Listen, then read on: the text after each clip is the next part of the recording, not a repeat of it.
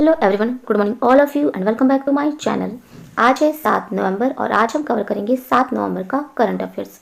Video को शुरू करने से पहले वीडियो को लाइक कर दें और जो चैनल पे नए हैं चैनल को सब्सक्राइब कर लें, बेल आइकन को प्रेस कर लें ताकि हमारे वीडियो की नोटिफिकेशन आप तक पहुँच सके। तो चलिए स्टार्ट करते हैं। फर्स्ट क्वेश्चन है, राष्ट्रीय कैंसर जागरूकता दिवस कब मनाया जाता है? आंसर है ऑप्शन डी, 7 नवंबर को राष्ट्रीय कैंसर जागरूकता दिवस मनाया जाता है। राष्ट्रीय कैंसर जागरूकता दिवस यह 19 सितंबर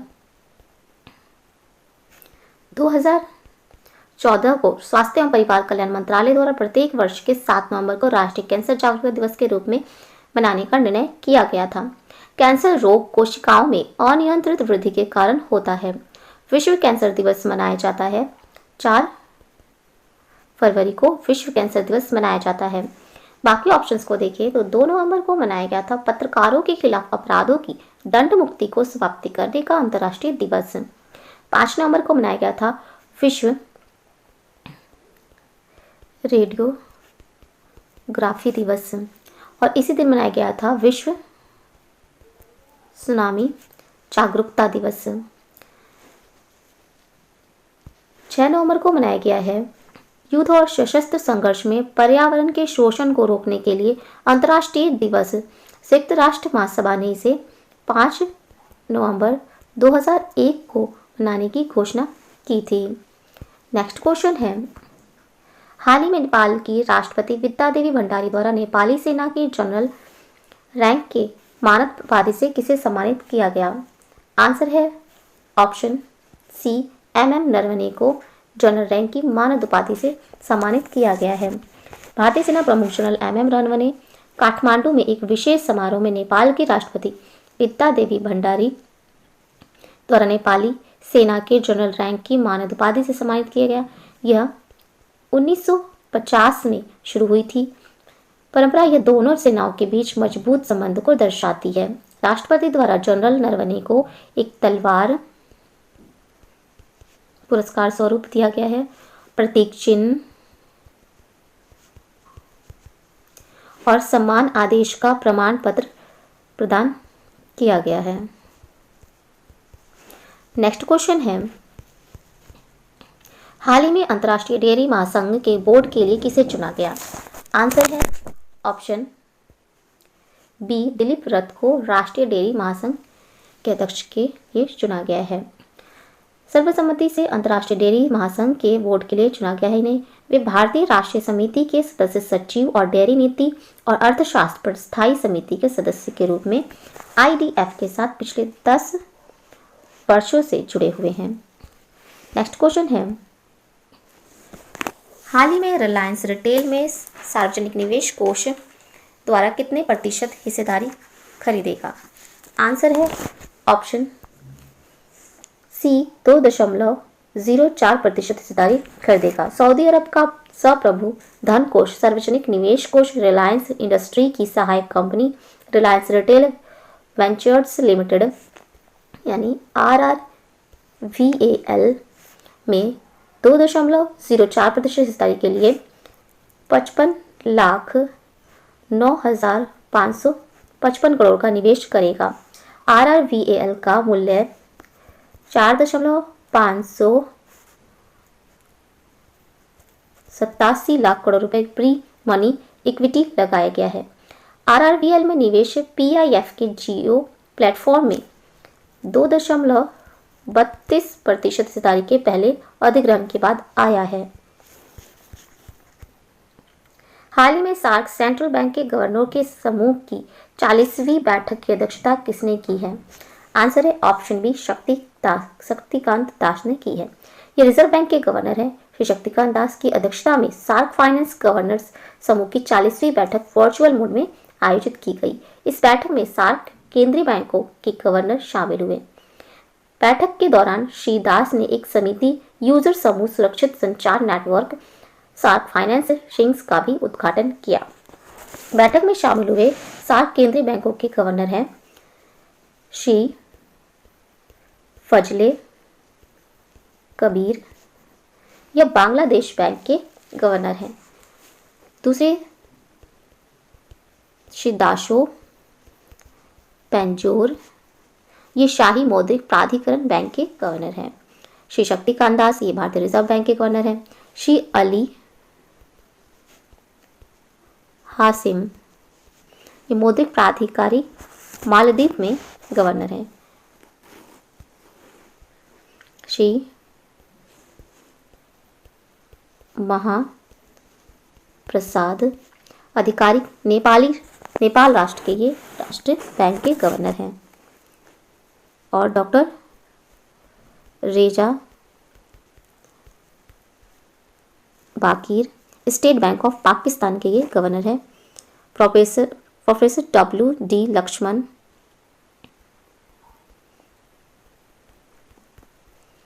इस सेंट्रल बैंक ऑफ श्रीलंका के गवर्नर ने इन्होंने भाग लिया था। गवर्नर द अफगानिस्तान बैंक का प्रतिनिधित्व DAB बैंक के वरिष्ठ अधिकारी द्वारा किया गया। सार्क फाइनेंस की स्थापना हुई थी 9 सितंबर 1998 में। भारतीय रिजर्व बैंक सार्क फाइनेंस का वर्तमान अध्यक्ष है। सार्क फाइनेंस में शामिल केंद्रीय बैंक हैं Bangladesh bank, central bank of Sri Lanka, the Afghanistan bank, Maldives bank, मौद्रिक प्राधिकरण नेपाल राष्ट्र बैंक, भारतीय रिजर्व बैंक, भूटान का रॉयल मौद्रिक प्राधिकरण बैंक और स्टेट बैंक ऑफ पाकिस्तान शामिल है। नेक्स्ट क्वेश्चन है, हाल ही में 1000 ओपन एरा एकल जीत प्राप्त करने वाले चौथे खिलाड़ी कौन बने हैं? आंसर है option C, Rafael Nadal 1000 open era एकल जीत प्राप्त करने वाले चौथे नंबर के खिलाड़ी बने हैं। ये ओपन एरा एकल जीत प्राप्त करने वाले चौथे खिलाड़ी बन गए हैं। नडाल ने मौजूदा पेरिस मास्टर्स में फिलिसियानो लोपेज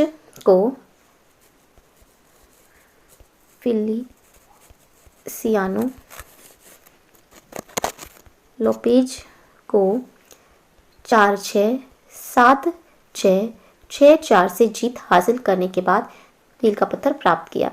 इस जीत के साथ वह 1000 जीत वाले क्लब में जिमी कॉर्नर्स पहले स्थान पर रहे हैं और रोजर फ्रेडर दूसरे स्थान पर हैं और इवान लैंडल ये तीसरे स्थान पर हैं और राफेल नडाल को चौथा स्थान प्राप्त हुआ है। नेक्स्ट क्वेश्चन है, हाल ही में भारत ने 8वें निवेश पर उच्च स्तरीय संयुक्त टास्क फोर्स की मेजबानी किस देश के साथ की है? आंसर है ऑप्शन ए, UAE के साथ की है। भारत ने कोविड-19 के कारण भारत UAE उच्च स्तरीय संयुक्त टास्क फोर्स के 8वें संस्करण की वर्चुअल मेजबानी की। इसकी अध्यक्षता वाणिज्य एवं उद्योग मंत्री पीयूष गोयल और अबू धाबी कार्यकारी परिषद के सदस्य शेख हमीद बिन जायद अल नाहयान ने की। इसे 2012 में UAE और भारत के बीच पहले से ही मजबूत आर्थिक संबंधों को गहरा करने हेतु स्थापित की गई थी। नेक्स्ट क्वेश्चन है, हाल ही में प्रसार भारती ने कितने शिक्षा टीवी चैनल्स लॉन्च करने हेतु Bhaskaracharya national institute for space applications and geo informatics MEITS-Y के साथ MOU पर हस्ताक्षर किए? आंसर है ऑप्शन ए, 51 DTH के साथ हस्ताक्षर किए। प्रसार भारती ने 51 DTH शिक्षा टीवी चैनल्स लॉन्च करने हेतु Bhaskaracharya national institute for space applications and geo informatics MEITS-Y के साथ MOU किया। ये टीवी चैनल सभी DD फ्री डिश दर्शकों को टीवी द्वारा को ब्रांड किए जाएंगे। घटक इसके स्वयं प्रभा कक्षा 1 से 12 के लिए, ई विद्या NCERT 12 चैनल्स होंगे इसके। वंदे गुजरात के गुजरात सरकार द्वारा शुरू किए गए इसके 16 चैनल होंगे और DG शाला में 1 चैनल होगा। इसे लागू किया गया था 15 सितंबर 1993 97 से लागू किया गया था। इसके अध्यक्ष हैं मृणाल पांडे और CEO हैं इसके जवाहर सरकार। नेक्स्ट क्वेश्चन है,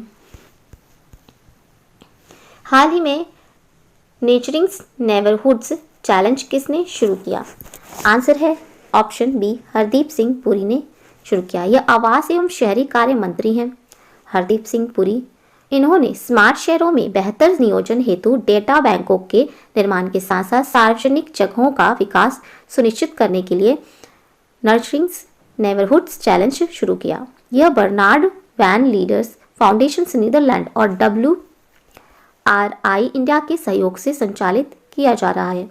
इसमें चयनित शहरों को पार्क, खुले स्थानों की पुनः कल्पना करने, प्रारंभिक बाल्यावस्था की सुविधाओं तक पहुंच में सुधार करने हेतु तकनीकी सहायता और क्षमता निर्माण मिलेगा। नेक्स्ट क्वेश्चन है, हाल ही में सूचना और प्रसारण मंत्रालय ने टीवी चैनलों की मौजूदा टेलीविजन रेटिंग्स पॉइंट्स का आकलन करने के लिए एक 4 सदस्यीय समिति का गठन किया। इस समिति की अध्यक्षता किसने की? आंसर है option B, Shashi S Vempati ने इसकी अध्यक्षता की। सूचना और प्रसारण मंत्रालय ने टीवी चैनल्स की मौजूदा टीवी रेटिंग्स पॉइंट्स इसका आकलन करने के लिए 4 सदस्यीय समिति का गठन किया है। इस समिति की अध्यक्षता प्रसार भारती के CEO शशि एस वेम्पति करेंगे। सूचना और प्रसारण मंत्रालय की मंत्री हैं स्मृति ईरानी। नेक्स्ट क्वेश्चन है, हाल ही में किसे ONGC विदेश लिमिटेड का नया प्रबंध निदेशक और CEO नियुक्त किया गया? आंसर है ऑप्शन डी, AK गुप्ता को प्रबंध निदेशक और CEO नियुक्त किया गया है। ONGC विदेश लिमिटेड के नए प्रबंध निदेशक और CEO का कार्यभार संभाला है इन्होंने। इससे पहले वह कंपनी के निदेशक के पद पर कार्यरत थे। इसके अलावा गुप्ता ONGC में मार्केटिंग में नए व्यवसायों के प्रमुख हैं। इसकी स्थापना हुई थी 14 अगस्त 1956 में और मुख्यालय इसका है देहरादून जो कि उत्तराखंड में है। इसके चेयरमैन और MD हैं AK हजारिका। नेक्स्ट क्वेश्चन है, हाल ही में टिलवीवेंस पुस्तक किसके द्वारा लिखी गई है? आंसर है ऑप्शन डी, उपरोक्त सभी के द्वारा लिखी गई है। रणदीप गुलेरिया, चंद्रकांत लहारिया, गगनदीप कांग। यह एम्स के निर्देशक रणदीप गुलेरिया, एम्स के निर्देशक रणदीप गुलेरिया और 2 अन्य डॉक्टरों द्वारा भारत में कोविड-19 के खिलाफ लड़ाई और आने वाले दिनों में महामारी से निपटने के लिए प्रयासों पर टिलवीवेंस नामक एक नई पुस्तक तैयार की गई है। स्वास्थ्य प्रणालियों के विशेषज्ञ हैं ये चंद्रकांत लहारिया और प्रसिद्ध वैक्सीन शोधकर्ता और वायरोलॉजिस्ट गगनदीप कांग द्वारा संयुक्त रूप से लिखा गया है। यह पुस्तक अपनी सांस्कृतिक और भाषाई विविधता के लिए जाने जाने वाले देश में जीवन के सभी क्षेत्रों के लोगों के बीच आंतरिक शक्ति और एकता से संबंधित है। इसे पेंगुइन रैंडम हाउस इंडिया द्वारा प्रकाशित किया जाएगा। नेक्स्ट क्वेश्चन है, हाल ही में professor AN Bhaduri memorial lectures award 2020 से किसे सम्मानित किया गया? आंसर है option B, doctor Sushant Kar को professor AN Bhaduri memorial lectures award 2020 से सम्मानित किया गया। यह वैज्ञानिक CSIR और CDRA हैं लखनऊ। हाल ही में भारत पे भुगतान कंपनी के नए नियुक्त स्वतंत्र निदेशक के पद पर किसे नियुक्त किया गया? आंसर है ऑप्शन बी, केवल हांडा को भारत पे भुगतान कंपनी के नए नियुक्त स्वतंत्र निदेशक के रूप पद पर नियुक्त किया गया है। नेक्स्ट क्वेश्चन है, हाल ही में दक्षिण कोरिया में आयोजित एशिया साहित्य समारोह में तलाश उपन्यास के लिए किए गए तीसरे एशियाई साहित्य पुरस्कार के विजेता कौन रहे? आंसर है ऑप्शन बी शाहिद अख्तर। तलवार उपन्यास के लिए दिए गए तीसरे एशियाई साहित्य पुरस्कार के विजेता रहे हैं। नेक्स्ट क्वेश्चन है, शिक्षा क्षेत्र में उत्कृष्ट योगदान के लिए पीएचडी चैम्बर ऑफ कॉमर्स द्वारा दिए गए वरिष्ठ उद्यमिता पुरस्कार 2020 के विजेता कौन रहे? आंसर है option B JC Chaudhary. Chambers of commerce द्वारा दिए गए विशिष्ट उद्यमिता पुरस्कार 2020 के विजेता रहे हैं। नेक्स्ट क्वेश्चन है, भारतीय रेलवे ने आर्टिफिशियल इंटेलिजेंस और डाटा एनालिटिक्स का उपयोग करके अपनी परिचालन क्षमता में सुधार करने के लिए किस संस्था के साथ साझेदारी की है? आंसर है option B Indian schools of business के साथ साझेदारी की है। इस समझौते के तहत इंडियन स्कूल्स ऑफ बिजनेस भारतीय रेलवे के यात्री आरक्षण प्रणाली का उपयोग करने के लिए राष्ट्रीय ट्रांसपोर्ट्स द्वारा उत्पन्न डेटा विश्लेषण करेगा। रेल मंत्री हैं पीयूष गोयल और सीईओ हैं विनोद कुमार यादव। नेक्स्ट क्वेश्चन है, the age of pandemics house that shaped India and the world पुस्तक के लेखक कौन है? आंसर है option C Chinmay Tumbe. The age of pandemics house that shapes India and the world पुस्तक के लेखक हैं। इंडिया मूविंग्स एक हिस्ट्रीज ऑफ माइग्रेशंस के बाद यह उनकी दूसरी पुस्तक है। पुस्तक में हैजा, प्लेग और इन्फ्लुएंजा महामारी के विभिन्न पहलुओं का वर्णन किया गया है, जिसमें 1817 से 1920 के बीच भारत में 70 लाख से अधिक लोगों की मृत्यु हो गई थी। नेक्स्ट क्वेश्चन है, 2010 mega Lohri stage 1 hydro power project परियोजना को किस नदी पर निर्माण किया जाएगा? आंसर है ऑप्शन डी सतलुज नदी पर किया जाएगा। 210 मेगा की लहरी स्टेज 1 हाइड्रो पावर परियोजना हिमाचल के शिमला और कुल्लू जिले में सतलुज नदी पर निर्माणाधीन है। यह परियोजना प्रति वर्ष 758.20 मिलियन यूनिट बिजली उत्पन्न करेगी और इसे सतलुज जल विद्युत निगम लिमिटेड SJVNL द्वारा राज्य सरकार और भारत सरकार के बिल्ड ऑन ऑपरेटमेंट आधार पर सक्रिय समर्थन के साथ कार्यान्वित किया जा रहा है। नेक्स्ट क्वेश्चन है, हाल ही में लॉन्च पुस्तक द अल्टीमेट गोल के लेखक कौन है? आंसर है option A Vikram Sood the ultimate goal पुस्तक के लेखक हैं। इस पुस्तक में उन्होंने 1963 में अमेरिकी राष्ट्रपति जॉन एफ कैनेडी की हत्या के दिलचस्प मामला पर प्रकाश डाला है। विक्रम सूद पूर्व रिसर्च एवं एनालिसिस विंग के प्रमुख के रूप में कार्य कर चुके हैं। नेक्स्ट क्वेश्चन है, हाल ही में किस शहर में प्लास्टिक लाओ मास्क ले जाओ नामक पहल की शुरुआत की है? आंसर है ऑप्शन बी देहरादून द्वारा की गई है। देहरादून नगर निगम ने प्लास्टिक कचरे के खतरे से लड़ने के लिए प्लास्टिक लाओ मास्क ले जाओ नामक पहल की शुरुआत की।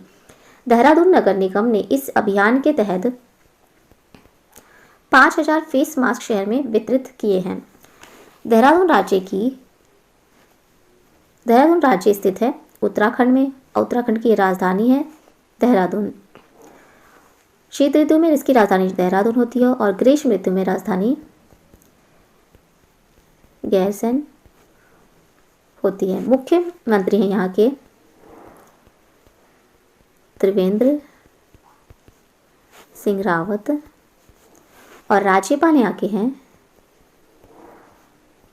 बेबी रानी मौर्य। स्थापना हुई थी इसकी 9 नवंबर 2000 में उत्तराखंड की स्थापना की गई थी। हाल ही में बल्लेबाजों की नवीनतम आईसीसी ओडीआई रैंकिंग में पहला स्थान किसने प्राप्त किया है? आंसर है ऑप्शन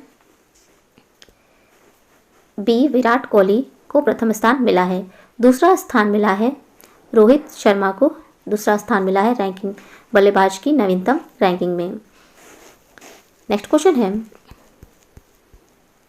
हाल ही में गेंदबाजों की नवीनतम आईसीसी ओडीआई रैंकिंग में पहला स्थान किसने प्राप्त किया है? आंसर है ऑप्शन बी, ट्रेंट बाउल ने गेंदबाजों की नवीनतम रैंकिंग में पहला स्थान प्राप्त किया है। ये न्यूजीलैंड के ट्रेंट बाउल न्यूजीलैंड के गेंदबाज हैं। और दूसरा स्थान प्राप्त किया है जसप्रीत बुमराह को, दूसरा स्थान इन्होंने प्राप्त किया है गेंदबाजों की नवीनतम रैंकिंग में। तो ये थे आज के इंपॉर्टेंट करंट अफेयर्स। अगर ये वीडियो अच्छा लगा हो तो प्लीज़ हमारे चैनल को लाइक शेयर एंड सब्सक्राइब जरूर करें। Thank you so much.